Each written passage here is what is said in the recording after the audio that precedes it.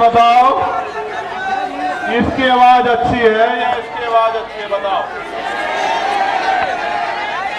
ये ठीक है आवाज? बाकी तो आवाज थारे वाले की अच्छी है। भाई मंच पे कोई खड़ा नहीं होगा, जी भी होगी बात, ठीक है? मंच पे कोई नहीं खड़ा होगा, आप लोग बैठो मंच के सब लोग। मीडिया के साथियों से भी निवेदन है कि आप पीछे हो जाओ। भाई बैठो, इनकी तरफ देखो, इनकी तरफ।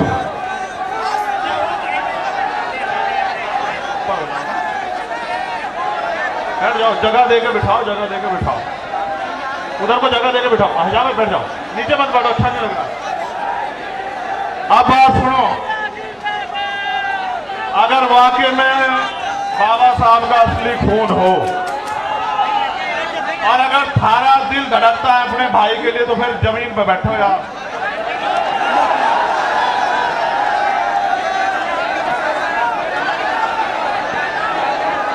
अगर थारे में से एक आदमी भी खड़ा रहा तो यहां के कुछ मीडिया के लोग ये चलाएंगे कि ये तमाशा देखने आए थे, इनको चंद्रशेखर से कोई मतलब नहीं है, भीम आर्मी आजाद समाज पार्टी से कोई मतलब नहीं है। ये बताओ, भीम आर्मी वाले हो या नहीं? आरएसएस वाले तो नहीं हो? भीम आर्मी वाले हो पक्का? बताओ, आजाद समाज पार्टी वाले हो या नहीं हो? बताओ, दोबारा तीसरा बता दो। ये बैठो भाई, फिर भाई बात जो सबसे आगे वही नहीं, मीडिया को छोड़ दो, पहला आप बैठ जाओ, मेरी तरफ देखो, मैं पानी सर पे घेर का खड़ा हुआ आपकी वजह से। बैठो ना बैठो, जब तक आप बैठने की नहीं कोई बात नहीं होने की। बिठाओ बिठाओ बिठाओ, बेटे पीछे होकर बैठ जाओ, बैठ जाओ, बैठ जाओ, बैठ। पता लगा आपके बीच में से कोई खड़ा होकर गोली मार दे, फिर क्या करोगे? इसलिए बिठा रहा था मैं। बैठ जाओ भाई, सब मारे वाले नहीं हो, फिर इसका मतलब मारे वाले तो एक बार के कहीं पे बैठ जाओ, डंके की चोट पे बैठ जाओ। मैं जानता हूं भीम आर्मी वालों को, मेरे पर भी बैठे जा रहा है यहां, लेकिन एक नहीं हिल रहा जो कुर्सी में बैठा, ये है हमारी ताकत। देखो जो नेता मंच पर बैठे हैं वो बहुत सम्मानित है, इसमें कोई दो राय नहीं है, लेकिन जो यहां सामने बैठे हैं उनका कोई तोड़ नहीं है। मैं आज भाई बात सुनो, नारे नूरे मत लगाओ, बहुत हो गई तो ये बात सुन लो। जैसे तुम बोलोगे मेरी बात पर ध्यान हट, तुम चाहो ध्यान हट जाओ मेरी बात पर, बताओ।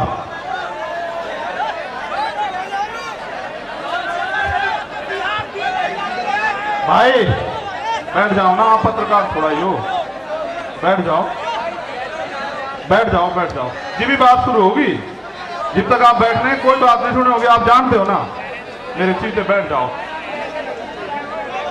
भाई। आप देखो वो सब लोग जो है ना जिम्मेदार हैं, आपको समय दिया है ना, तो ऐसा मत करो। देखो वो सब बेवकूफ बन रहे हैं, आप पीछे को हो जाओ। नेशनल चौपाल वाला हो जाओ पीछे को, जमीन नहीं बेचना चाह, चलो पीछे को हो जाओ।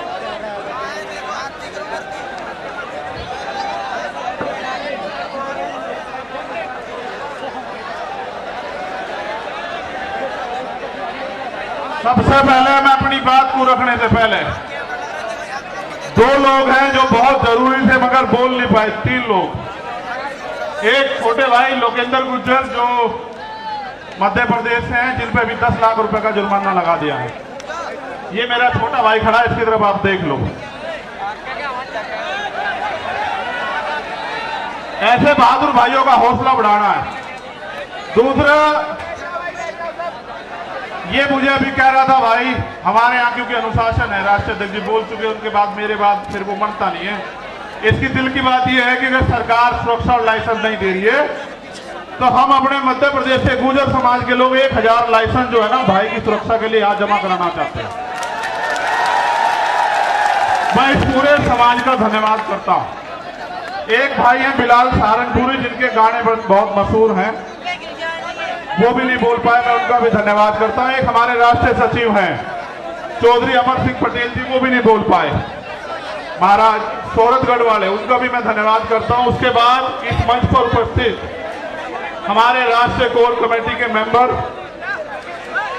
भाई कमल जी, भाई अमित कसाना जी, चौधरी महेंद्र सिंह जी, गुलजार जी, रविंद्र कुमार भाटी जी,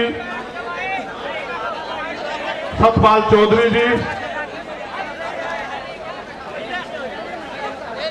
भाई महेश पहवाल जी, भाई हिमांशु वाल्मीकि जी, हमारे राष्ट्रीय अध्यक्ष भीम आर्मी भाई विनोदन सिंह जी, हमारे नेता,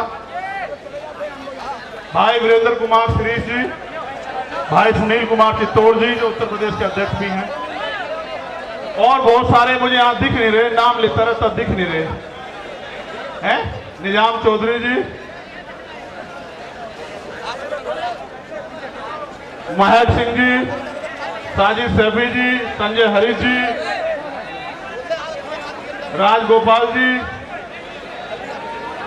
और जो रह गया हो वो भी कीमती है, मेरे दिल के बड़े पास है। उन सबका मैं धन्यवाद देता हूं और स्पेशल धन्यवाद देता हूं दिल्ली की पूरी टीम का। बहुत बहुत धन्यवाद दिल्ली की पूरी टीम। उसके बाद बेटे इतनी नहीं सुनता मैं,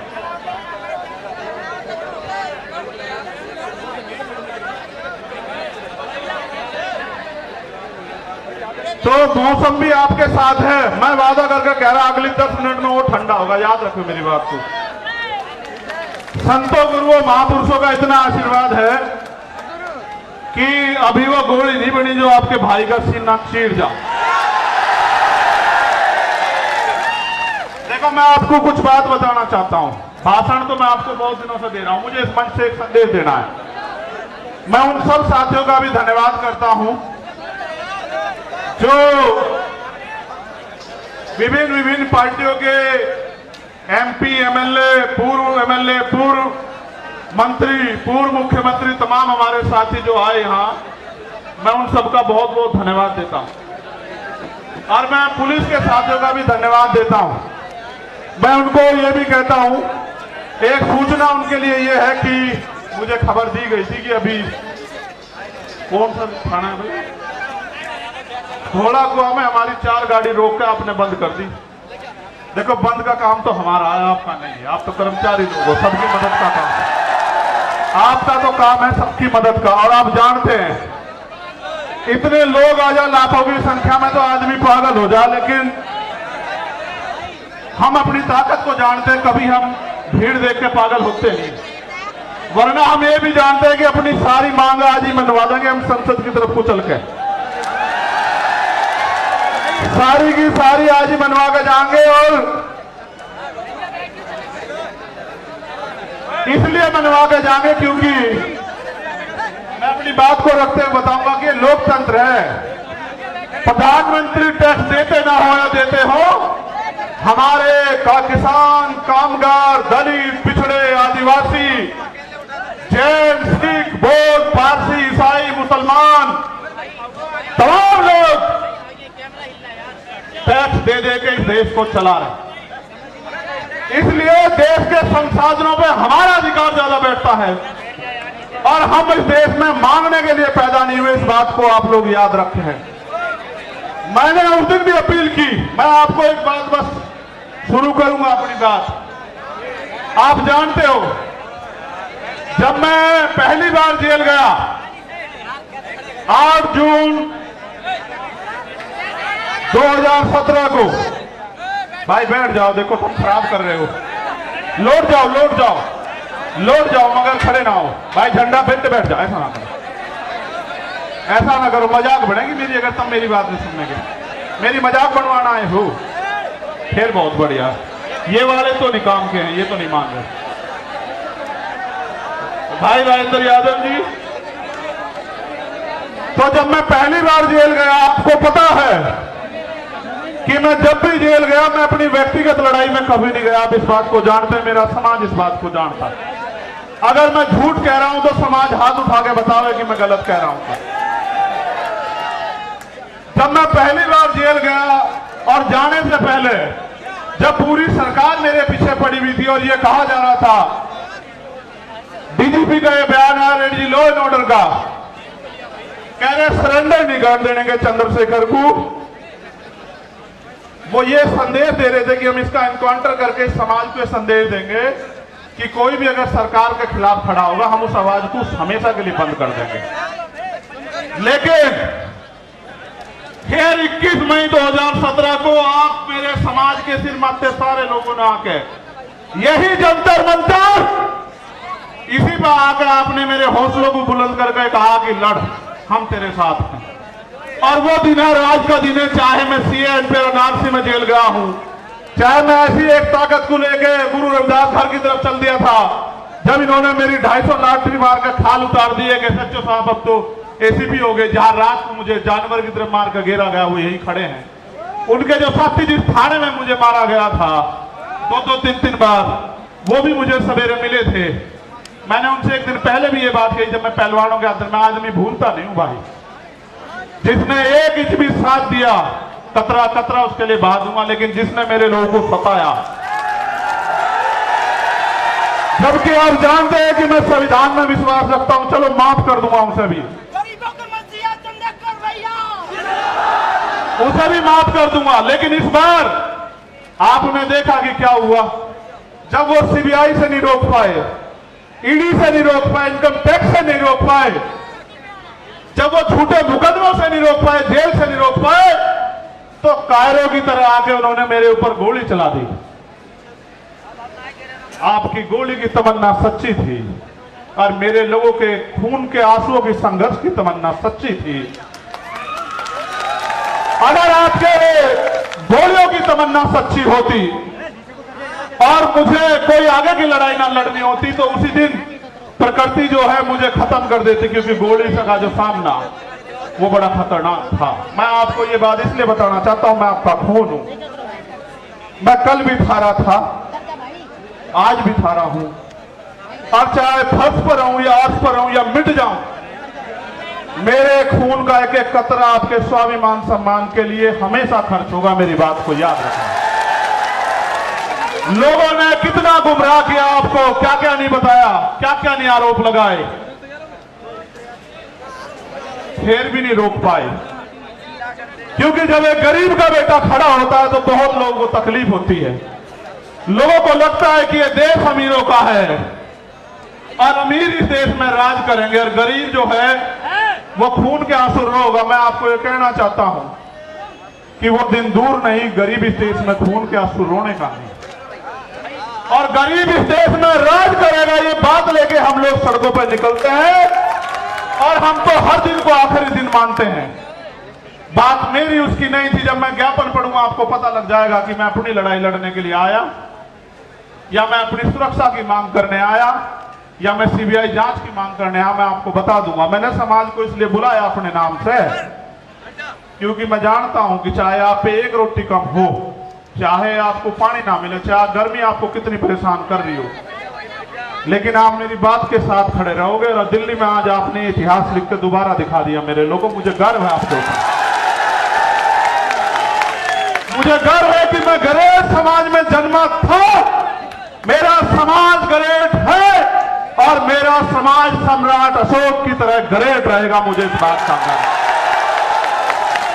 ये बात मैंने आपको इसलिए बताई कि आज के जो हालात है ना, इन हालातों में एक गरीब के बेटे को रोकना जो ईमानदार भी है और संघर्षशील भी है और जिसके गले में पट्टा नहीं है किसी का, वो बड़ा खतरनाक है। जब मैं कहता हूं ना, मुझे आदत है, पश्चिम के लोग हैं, तो भाई आप इसे हम ही मानना करो, ठीक है? इसे आप हम मानना करो सारी, क्योंकि भाई मैं भी तो भीम आर्मी का आपकी तरह सिपाही हूं, एक छोटा सा। सबसे पहले मैं धन्यवाद दूंगा जो पैदल चल गए, दोनों हाथ उठा के उनका बहुत बहुत धन्यवाद।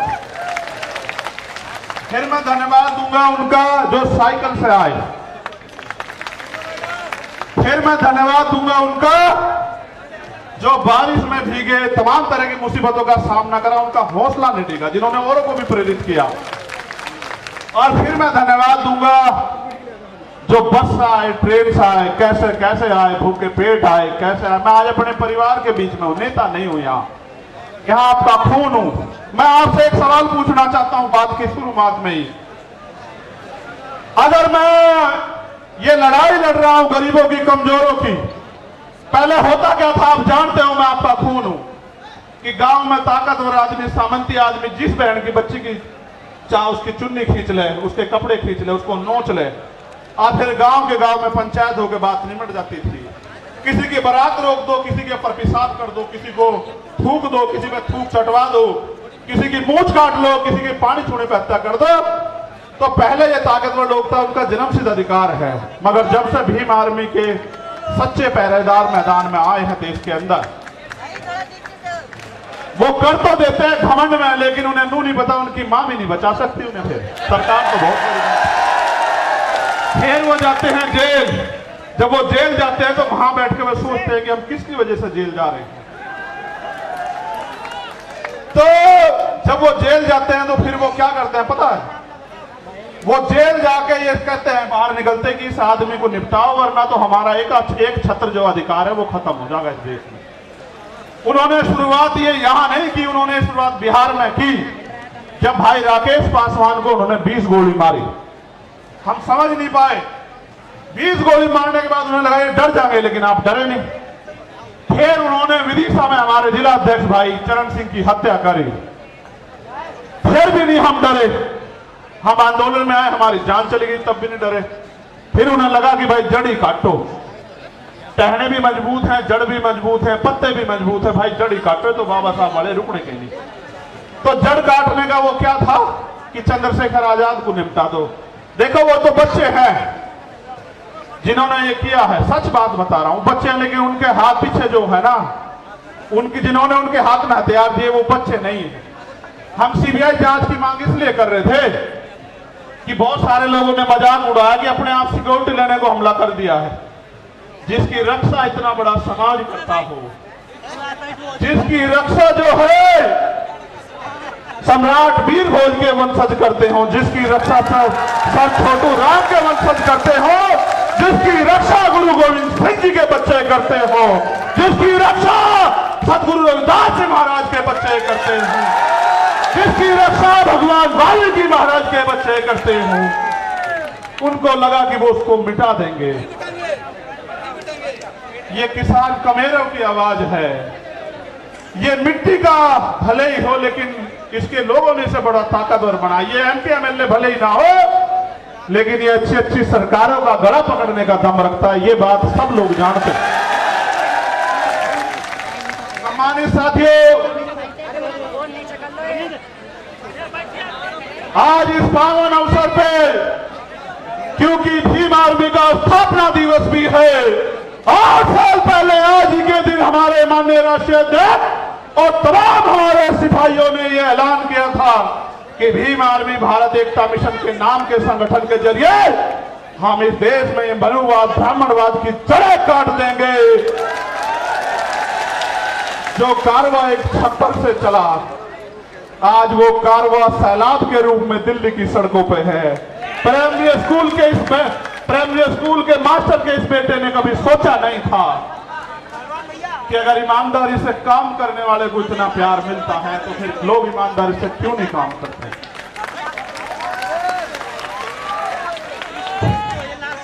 तो मैं इस पावन अवसर पे बहुजन समाज में जन्मे सभी संतों, गुरुओं, महापुरुषों को नमन करता हूं। भगवान बुद्ध, सदगुरु रविदास जी महाराज, गुरु नानक देव, संत कबीर, भगवान वाल्मीकि महाराज, गुरु घासीदास, राष्ट्रपिता ज्योतिबा फूले, छत्रपति साहू जी महाराज, बाबा साहब अंबेडकर, नारायण गुरु संत गाडगे जी महाराज, चौधरी सर छोटू राम जी, कोतवाल धन सिंह गुर्जर जी, संत राम बी प्रजापति जी, महामना राजसू वर्मा जी, बाबू जगदेव प्रसाद कुशवाहा जी, इनको इसलिए याद करो, ऐसी सभा में उनको गोली मार के खत्म किया गया था। वो ऐसे सिपाही, राष्ट्रपिता ज्योतिबा फूले की मूवमेंट के सिपाही, जिनको मारने का काम जो है बिहार में किया गया था। जननायक कपूरी ठाकुर, मान्यवर काशीराम साहब, मान्यवर दीना माना वाल्मीकि साहब को नमन करता हूं। और सम्मानित साथियों, मुझे संदेश के तौर पर आपको ये कहना है, मैं आपसे पहले पूछना चाहता हूं, क्या मैं कोई गलत लड़ाई लड़ रहा हूं? नहीं, दोनों हाथ उठा के बताओ। एक चीज और बता दो पहले ही, बात पक्की करके चलेंगे आज। बेटियां पैर नहीं छुआ करती हैं, बेटियों के तो हाथ सर पर रहना चाहिए। क्या अगर मैं लड़ाई गलत लड़ रहा हूं और ये लड़ाई मुझे नहीं लड़नी चाहिए, तो आप आज इशारा कर दो। मैं ईमानदार से कह रहा हूं, मैं राष्ट्रीय अध्यक्ष जी को लिख के दे दूंगा कि हम ये संगठन बंद करके कोई खेती किसानी का काम कर लेंगे। जो आखिरी में बैठे हैं वो सब लोग बताओ भाई, ऐसे नहीं चलेगा। हाथ उठा के बताओ, ये काम बंद कर दूं? अच्छा अब सुनो, फिर गौर करो, एक सेकेंड, एक मिनट रुक जाओ। ये काम कामयाब कैसे होगा ये भी समझते हो? कब तक मैं आपको दिल्ली बुलाता रहूंगा, भोपाल बुलाता रहूंगा, भरतपुर बुलाता रहूंगा, छत्तीसगढ़ उड़ीसा बुलाता रहूंगा, झारखंड बुलाता रहूंगा? कब तक? हर चीज की एक सीमा होती है। मैं भी आपको बुला बुला के थक गया, लेकिन जो अन्याय अत्याचार हो रहा है वो बंद नहीं हो रहा है। अन्याय अत्याचार बंद करने के लिए पहली 3 बातों पर आप गौर कर लो। पहली ये कि हमें संविधान ने बराबर के अधिकार दिए हैं, सत्ता में हमारे लोग नहीं हैं, इस वजह से क्योंकि जिनकी सत्ता होती है उनके साथ अन्याय अत्याचार नहीं होता है। तो मान्यवर काशीराम साहब कैडर में एक बताया करते थे कि हमारे पास 5 तरह के बल हैं। कितनी तरह के? 5 तरह के। आवाज आ रही है? गर्मी तो नहीं लग रही? बताओ, गर्मी लगे तो बंद करूं। ठीक, तो 5 तरह के बल है। पहला बल है बुद्धि बल। भाई कान से सुनो, वरना इसके चक्कर में पड़ जाओगे, सब खत्म हो जाए। पहला बल है बुद्धि बल, दूसरा बल है धन बल, तीसरा बल है बाहुबल, और चौथा बल है जनबल, और 5वां बल है मनोबल। अगर जिसका मनोबल गिर जाए उसके लिए चारों बल बेकार हैं। मनोबल किसे कहते हैं? कि जब आप पहले ही हार मान लो। साहब भी कहते थे, मैं उनकी बात को आगे बढ़ाते हुए आपसे कह रहा हूं, पहले तो दलित समाज जो है अपना, वो दलितपन छोड़े, अन्याय का जवाब देने के लिए तैयार होना चाहिए। हम इस देश में इसलिए पैदा नहीं हुए कि हम बच्चियां पैदा हो हमारे घर में और उनको नोच लिया जाए, जैसे मणिपुर में नोचा जा रहा है हमारी आदिवासी बहनों को। हम लोगों ने इसलिए अपने परिवारों को आगे नहीं बढ़ाया कि कोई मूंछ रखने पर उनकी हत्या कर दे, कोई उनको जूते में पानी पिलाए, कोई उनके सर पे पेशाब कर दे। इसलिए हमारे माँ बापों ने हमें जन्म नहीं दिया। इसलिए अपने मनोबल को ऊंचा करो। ये लोकतंत्र है, जिनके पास लोग होते हैं, जिनको उनका राज होता है। लोग आपके पास हैं, लेकिन राज कैसे आएगा इसका तरीका आपको बता देता हूं। राज ऐसे आएगा, जिन्होंने पहले काम किया। हमारे लोगों को मैं सुनता हूं, कहते पिछड़े वर्ग के जो लोग हैं वो तैयार नहीं है बहुजन भाईचारे के लिए। ये बात बार बार कही जाती है कि पिछड़े वर्ग के लोग तैयार नहीं। मैं आपको सच बताना चाहता हूं, सच क्या है।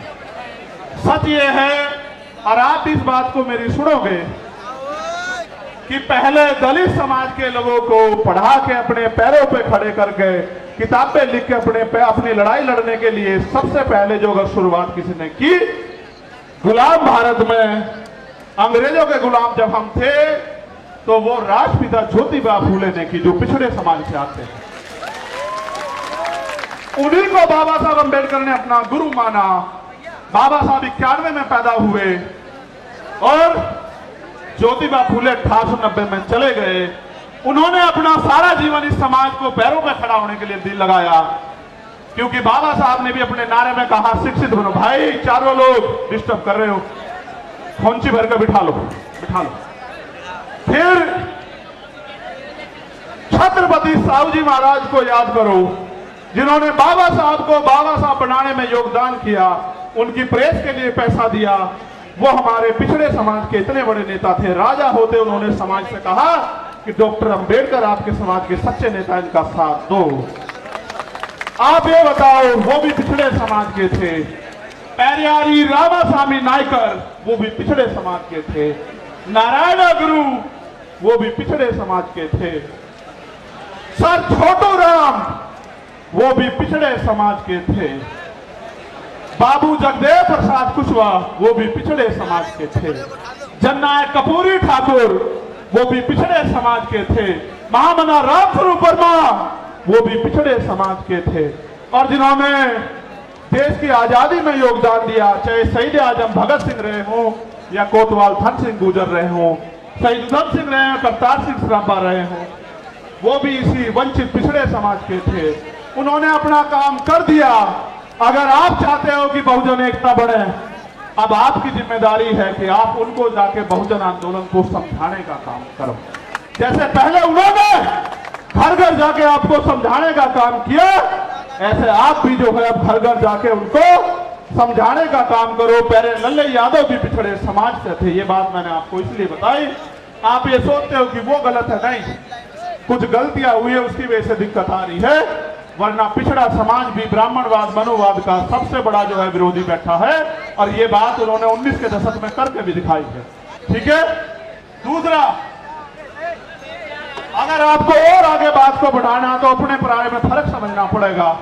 जब सब लोगों ने रास्ते बंद कर दिए और कहा बाबा साहब अंबेडकर,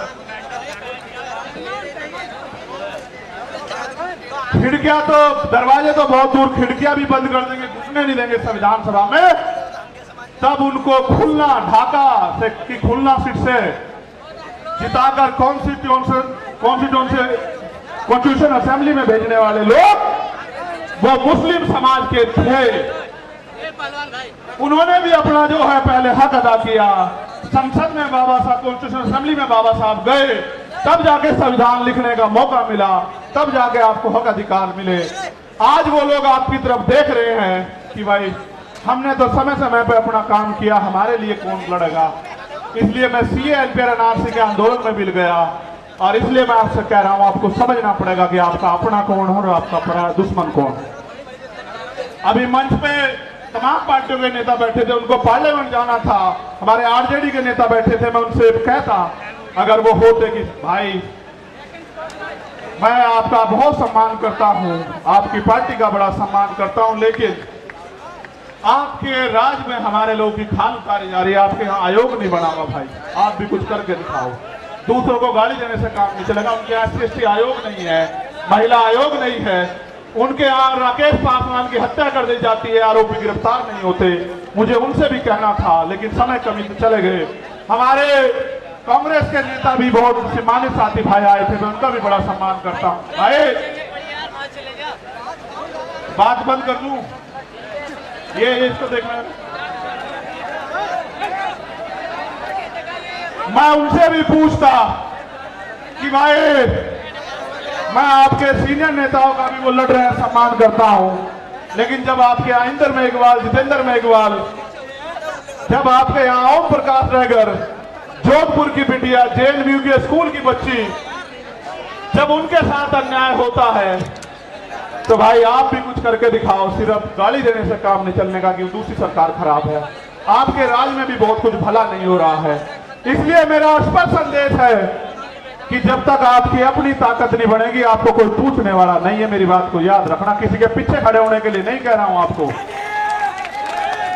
मैं आपको पूंछ बनाने के लिए नहीं कह रहा हूं, मैं आपको मूंछ की लड़ाई लड़ने के लिए कह रहा हूं कि अपना होगा अपना मरोड़, और मन आया तो पिया नहीं दिया फोड़। ठीक है, अपनी ताकत बनाओ। जब आपका विधायक जीतेगा, जब आपका MP जीतेगा, आपका व्यक्ति सदन में होगा, फिर अगर अन्याय अत्याचार होगा तो फिर हम हिसाब करेंगे। हमारा एक एक अम्बेडकरवादी सदन को चलने नहीं देगा, चाहे सदन ये वाला हो या विधानसभाओं के सदन है। तो सारी बात मैंने आपको बता दी। मैंने आपको इसलिए बुलाया कि मेरा जो गिरता हौसला है, जो गिर नहीं सकता, आप जानते हो, लेकिन मैं आपसे पूछ लूं, क्योंकि कहते हैं पुनर्जन्म होता है, मैं तो मानता नहीं, लेकिन सच ये है कि जब वो गोली चली थी मैं ईमानदारी से कह रहा हूं, मैंने अधिकारी को फोन करके कहा कि गोली तो लगी है, लेकिन लगी कहां ये पता नहीं भाई। और पिछला जन्म भी जीवन भी आपके लिए था एक एक कतरा, और ये जीवन भी आपके लिए, ये ऐलान करने के लिए आपको बुलाया। दूसरा, सीबीआई जांच क्यों जरूरी है ये भी सुन लो। जो लोग ये कह रहे थे सुरक्षा के लिए गोली चलवाई या करा, तमाशा बना रहे थे, उनको आदत है मुझे नीचा दिखाने की, आदत है उनको, क्योंकि उन पे ये गरीब का बेटा पच नहीं रहा भाई, ये कमेरी माँ का बेटा पच नहीं रहा उन पे।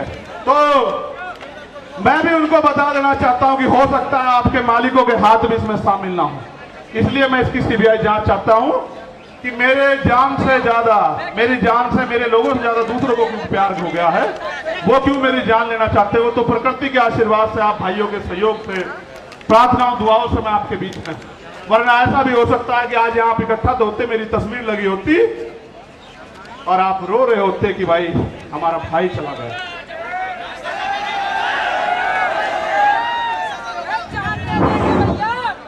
मैं जानता हूं कैसे कैसे उधार पैसे लेकर आए होंगे, और आने जाने के बाद जब खबर आएगी कि आप तक कोई और मुसीबत ना पड़ जाए, लेकिन जब आप अपनी जगह से नहीं हिलते तो फिर मेरे साथ कोई मुसीबत आ जाए मुझे भी हिलने का मेरा मन नहीं करता। आप बताओ कैसे छोड़ दूं, आपके हाथ कैसे छोड़ूं, आप बताओ कैसे छोड़ूं आपके हाथ, जिन्होंने मेरे लिए दिन रात नहीं देखा, आंधी तूफान नहीं देखा, गर्मी नहीं देखी, बारिश नहीं देखी, कोई भी मुसीबत नहीं देखी, भूख प्यास, उनका हाथ कैसे छोड़ दूं, उस समाज का हाथ कैसे छोड़ दूं, कैसे डर के घर में बैठ जाऊं, कैसे सीना तान के आपका खून होके बाहर ना हो। इसलिए यहां मैदान में हूं, ये मैं समझना डर गया हूं, जिस दिन डर गया आप ये समझना कि मर गया हूं। जब तक जिंदा हूं पूरी ताकत से इस लड़ाई को लड़ूंगा। दिल्ली के भी बहुत साथी आए, मध्य प्रदेश के बहुत साथी आए, 22-23 स्टेट से साथी आए, थोड़े थोड़े अपना अपना प्रतिनिधित्व करने के लिए। 2-2 हजार किलोमीटर से लोग आए, उड़ीसा से आए, झारखंड से आए, तेलंगाना से आए, कर्नाटक से आए, त्रिपुरा से आए, असम से आए, बंगाल से आए, बिहार से आए, राजस्थान से आए, कश्मीर से आए, पंजाब से आए, हरियाणा से आए, यूपी से आए। यूपी वालों का तो खून हो तो भाई, खून तो सभी का हो, वो ज्यादा मेहनत कर रहे हैं आजकल। तो मैं आपके आगे ज्ञापन पढ़ता हूं, आप ज्ञापन को गौर से पढ़ ले, सुन लेना एक बार, बहुत महत्वपूर्ण है ये ज्ञापन। और ये ज्ञापन इसलिए जरूरी है कि एक छोटी सी मांग इसमें मुझसे जुड़ी हुई है, लेकिन बाकी मांग बहुत मुझसे जुड़ी हुई नहीं है, समाज से जुड़ी हुई है। भाई चंद्रशेखर तो अकेला आदमी मर जाएगा, लेकिन इस समाज के साथ जो न्याय हो रहा है उसका हिसाब तो करना पड़ेगा ना, ये उसका हिसाब नहीं करने के। क्या हम इस देश में, आप बताओ, मरने के लिए पैदा हुए हो? मणिपुर की बच्चियां याद हैं? देखो हमारे साथ तो शोषितों के साथ ये सदियों से होता आया, वीडियो भले ही वायरल ना होती हो लेकिन होता तो आया है। लेकिन अब ये बंद होना चाहिए नहीं होना चाहिए, आप बताओ। तो मैं आपके आगे ज्ञापन पढ़ूंगा। आखिरी मांग जो है वो राष्ट्रीय अध्यक्ष जी पढ़ेंगे।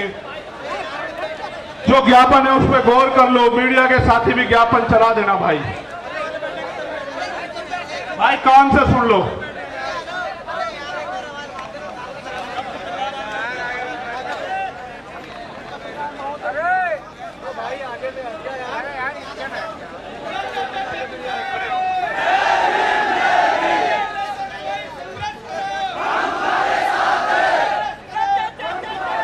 बाचू बोलो, ये गौर सुनो। जय भीम के नारे तो बहुत दिन तक लगा रहे हो, ये सुनो, इसी में है सब कुछ। निवेदन करना राष्ट्रपति जी के नाम ज्ञापन है, क्योंकि प्रधानमंत्री जी तो उम्मीद खत्म हो गई है। प्रधानमंत्री जी तो उनका भी नहीं लड़ पा रहे लड़ाई, जिनको सरकार बनाए। भाई बैठ जाओ। अरे मैं तुम्हें नेता बनाना चाहता हूं, तुम पत्रकार बनना चाह रहे हो, फोटोग्राफर बनना चाह रहे हो, बैठो यार, क्या कर रहे हो कमाल, बैठ जाओ यार, ये कोई बात ठीक नहीं। इतनी बार मैंने कभी नहीं कहा आज तक, तुम्हें आज तक का रिकॉर्ड है, मैंने इतनी बार कभी निवेदन नहीं किया। आप जानते हो नहीं जानते हो? सुनो मेरी बात पे गौर करो, अब मत बोलो बस कोई भी। निवेदन करना है कि स्वतंत्र भारत के संविधान में समस्त नागरिकों को समानता, स्वतंत्रता और न्याय हेतु मौलिक अधिकार प्रदान किए गए हैं। साथ ही सदियों से हक वंचित वर्गों, विशेष रूप से जाति जनजाति के लोगों के अधिकारों की सुरक्षा व इनके विकास के लिए संविधान में विशेष प्रावधान किए गए। हमारा संविधान समाज के कमजोर वर्गों SC, ST, OBC, माइनॉरिटी के कल्याण हेतु प्रतिबद्ध है। यथा संविधान अनुच्छेद 38 के तहत अनुसूचित जाति जनजाति राष्ट्रीय आयोग का गठन किया गया है। यह अवगत कराना है कि सदियों से SC, ST समुदाय के लोग सामंतवादी और घृणित जातिवादी क्रूर मनवादी मानसिकता का शिकार बनाए जा रहे हैं। हाल ही में मध्य प्रदेश में एक आदिवासी समुदाय के व्यक्ति का सिर के ऊपर अपर कास्ट के व्यक्ति द्वारा पेशाब करना आधुनिक भारत की क्रूर मानसिकता को दर्शाता है। इसी प्रकार पिछले कुछ वर्षों में देश के राज्यों में समाज के इन कमजोर वर्गों के लिए चैलेंज करके सुनिश्चित हत्याएं की जा रही हैं, जिसमें प्रमुख घटनाएं हैं शोधार्थी छात्र रोहित वेमुला की हत्या, वरिष्ठ पत्रकार गौरी लंकेर की हत्या, मनीषा वाल्मीकि की हत्या, जितेंद्र मेघवाल की हत्या, इंद्र मेघवाल की हत्या, रमन वाल्मीकि की हत्या, भाई आकाश गुजर की हत्या जो उत्तर प्रदेश पुलिस द्वारा गोली मारकर की गई। इन घटनाओं से ऐसा प्रतीत होता है कि देश भारत के संविधान से नहीं बल्कि देश का शासन प्रशासन मनोविधान से संचालित हो रहा है। समाज के कमजोर वर्गों के खिलाफ आए दिन सुनियोजित हिंसा, हत्याओं तथा मॉब लिंचिंग घटनाओं का ग्राफ लगातार बढ़ता जा रहा है। NCRB की रिपोर्ट इसका सरकारी सबूत है।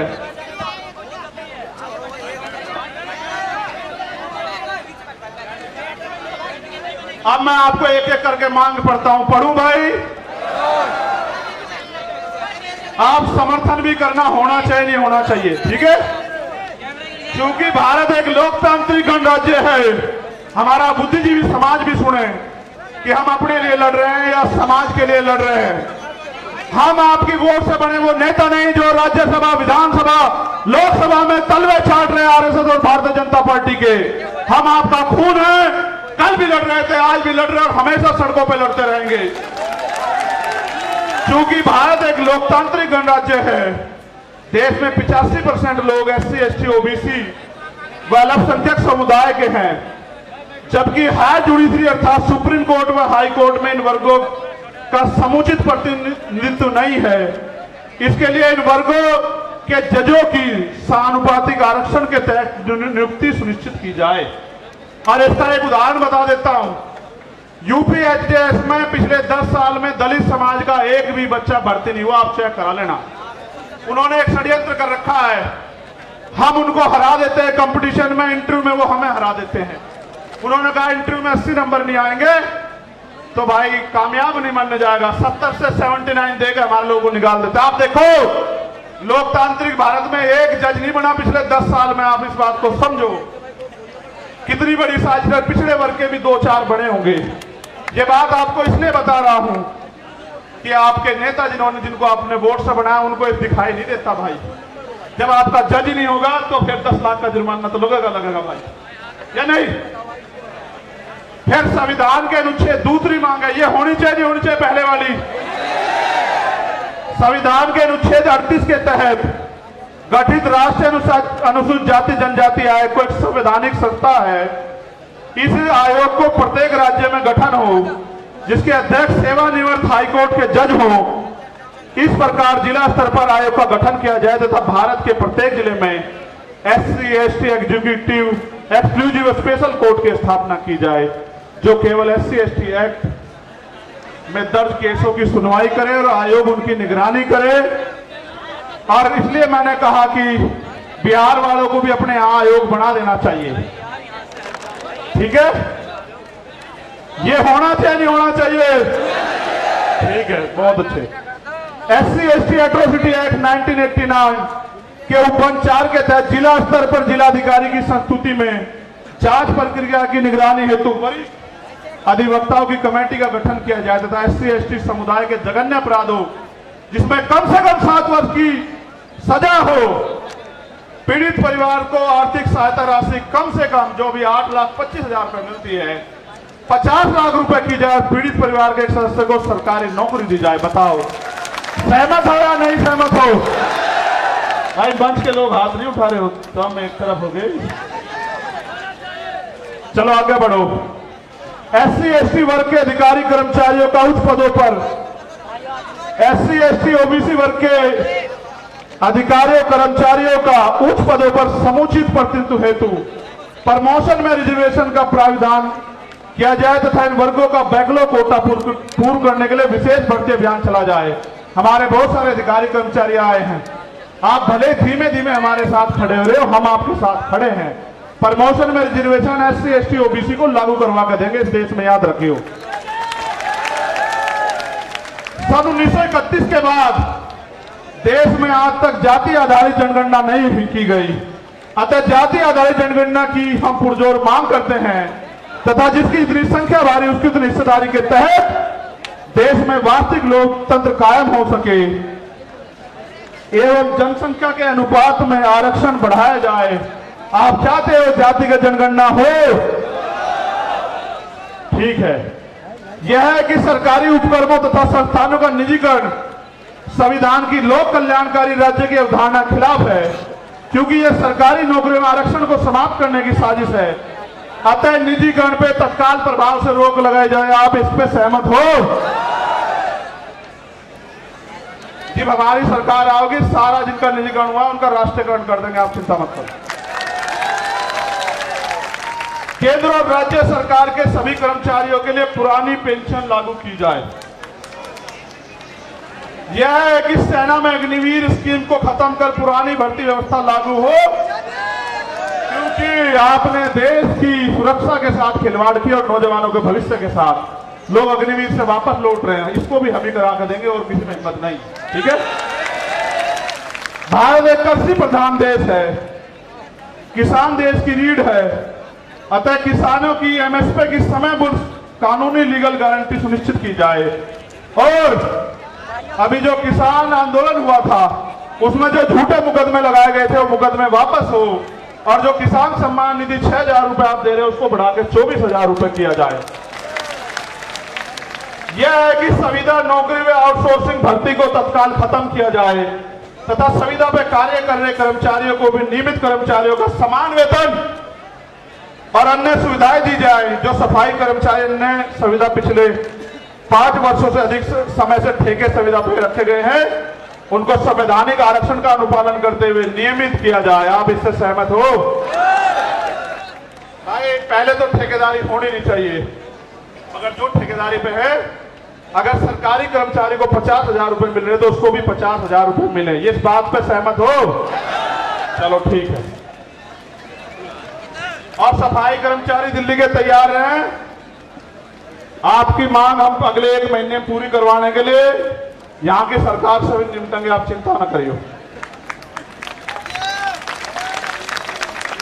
यूनिफॉर्म सिविल कोड लागू करने से पूर्व सामाजिक और आर्थिक गैर बराबरी समाप्त की जाए तथा शैक्षिक और लैंगिक स्थापना समानता स्थापित की जाए। उसके बाद UCC पे आपसे बात करेंगे। अगर आप अल्पसंख्यकों के विरोध में कोई भी कानून लाओगे हम उसका ड्राफ्ट पढ़ेंगे, आपकी ईंट से ईंट बजा देंगे सरकार के लोगों, इस बात को याद रखना। और भाई आखिरी मांग ये है, मैंने कहा था राष्ट्रीय अध्यक्ष जी पढ़ देंगे, मैं मांग बता देता हूं कि इस घटना की CBI जांच हो और सुरक्षा तो भाई समाज ही करेगा, थारे मांगने दे देने वाले तो है नहीं। लेकिन बड़ी बात यह है, ये समझना पड़ेगा कि देश के जब सरकार के नेताओं को सुरक्षा मिल सकती है तो हमारे नेताओं को भी सुरक्षा मिलनी चाहिए। सरकार आती जाती रहती है, हम भी टैक्स देते हैं, आप भी टैक्स देते हो, हमारी संख्या ज्यादा, हमारा टैक्स ज्यादा है, फिर सुरक्षा आपको क्यों? आपकी तो सरकार है, आप पे कौन गोली चला रहा है? गोली तो हम दलित पिछड़े अल्पसंख्यकों की छाती से निकल के जा रही है। इसलिए सुरक्षा की जाए। मुख्यमंत्री जी उत्तर प्रदेश को मैं कहना चाहता हूं, अगर वो संत है और अगर वो न्याय की बात करते हैं, कानून के राज की बात करते हैं तो वो वहां से पैरवी करें। और केंद्र सरकार अगर सच्ची है, उनका हाथ नहीं है स्टेट गवर्नमेंट का और केंद्र गवर्नमेंट का, तो वो उस रिक्वायरमेंट को जो है, जो यूपी गवर्नमेंट भेजे उसको फाइनलाइज करके ऑर्डर करे सीबीआई जांच के। हम बताएंगे कि इसमें सांप चूहे शामिल हैं या बड़े बड़े अजगर जो हैं शामिल हैं। आपको पता है पहलवानों के मामले में न्याय कैसे हुआ, आपने देखा। आपको याद है पहलवानों का समर्थन भी हमारे साथ है। और यहां मणिपुर की कुछ बेटियां भी बैठी है, वो मिलना चाहती है, मैं उनको भी सुनूंगा।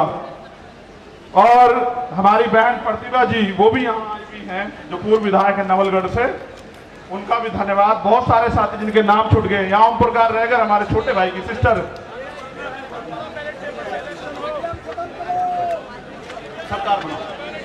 ठीक है, तो वो भी बिटिया यहाँ आई हुई है। और बहुत सारे हैं जिनके साथ अन्याय अत्याचार हुआ, सब लोग आए हुए हैं। और एक अगर मध्य प्रदेश में हम लोग पहले तो लड़ाई लड़ ही रहे मध्य प्रदेश के लोगों को, राजस्थान के लोग कहना चाहता हूं भाई मेरी जान की रक्षा तो हो जाएगी, चलो सुरक्षा भी इंतजाम हो जाएगा, लेकिन आम जमीन पे तो आप लोग भी लड़ रहे हो। पूरे भारत में बिहार हो, बंगाल हो, राजस्थान हो, मध्य प्रदेश, यूपी हो, उत्तराखंड हो, आपकी रक्षा कौन करेगा? आपको भी तो गोली चल सकती है। इसलिए हमें सुरक्षा की नहीं, अपनी सुरक्षा की नहीं, समाज की सुरक्षा की जरूरत है। इसलिए सरकार सुरक्षित माहौल लागू करे। और अगर सरकार पे सुरक्षित माहौल लागू नहीं हो तो सरकार कुर्सी छोड़े। क्यों जबरन चिपक के बैठे हो भाई? आप मणिपुर को न्याय नहीं दे सकते, आप राजस्थान में न्याय नहीं दे सकते, आप बिहार बंगाल में न्याय नहीं दे सकते, आप दिल्ली में न्याय नहीं दे सकते, आप मध्य प्रदेश में और केंद्र से न्याय दे सकते। तो भाई हम अपने लोगों को ये कहना चाहते हैं आप सब लोगों के सहयोग से कि राजस्थान के लोग मेहनत करने पे आ जाओ, मध्य प्रदेश के लोग मेहनत करने पे आ जाओ, छत्तीसगढ़ के। तो इसी बार जो है आपका सत्ता की चाबी आपके हाथ में मध्य प्रदेश राजस्थान में आ जाएगी, छत्तीसगढ़ में। क्योंकि चुनाव जैसा होगा उसमें 5-7 वोट विधायक जिसके पास होंगे उसके पास चाबी होगी। और हम काम करने वाले लोगों को लड़ा रहे हैं तो हमारा विधायक जो है हो सकता है वो चीफ मिनिस्टर बन जाए या डिप्टी चीफ मिनिस्टर बन जाए, आपकी सरकार में हिस्सेदारी हो जाए। इसलिए आपसे कहूंगा मध्य प्रदेश राजस्थान के लोग ज्यादा काम करें और आप यहां आए पुणे।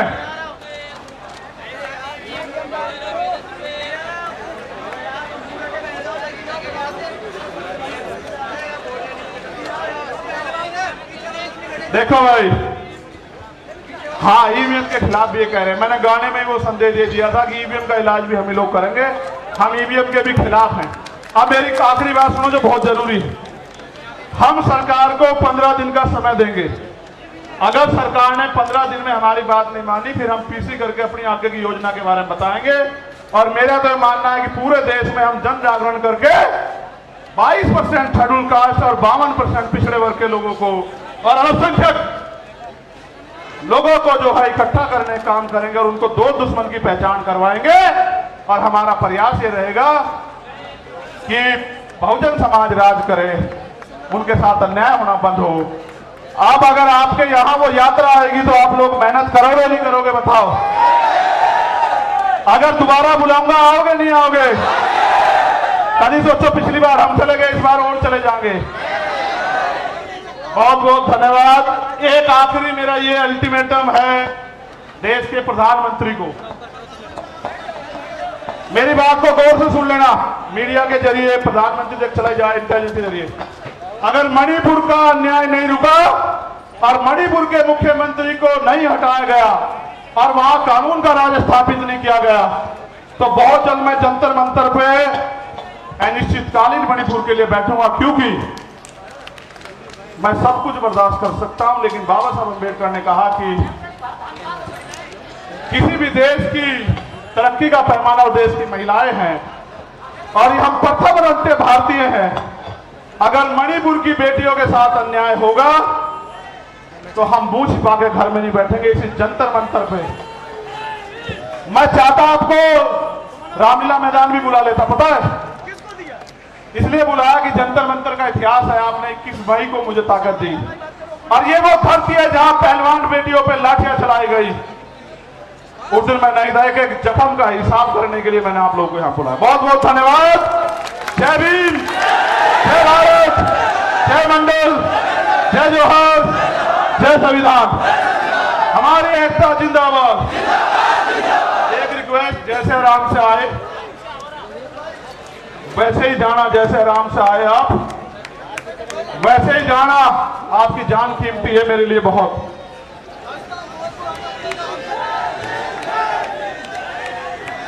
जो जैसे आए ऐसे ही जाना।